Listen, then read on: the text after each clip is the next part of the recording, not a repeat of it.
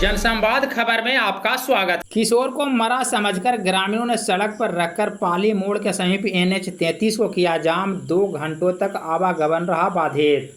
दरअसल काकोआ थाना क्षेत्र के इस्लामचक गांव से एक अजीबोगरीब मामला सामने आ रहा है, जहां बिजली प्रवाहित तार के चपेट में आ जाने से एक 9 वर्षीय शिवम कुमार की कथित मौत की सूचना के बाद ग्रामीणों ने किशोर को सड़क पर रखकर जहानाबाद बिहार शरीफ NH 33 को गुरुवार के शाम 6 बजे 2 घंटों तक जाम कर दिया।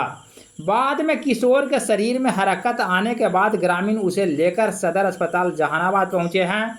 घटना को लेकर परिजनों का बताना है कि ठेकेदार के लापरवाही के कारण ट्रांसफार्मर के स्टेक में 11,000 बिजली प्रवाहित हो रही थी। इसके चपेट में आने से बच्चा बेहोश हो गया और लोग मरा समझकर उसे लेकर सड़क पर बैठ गए।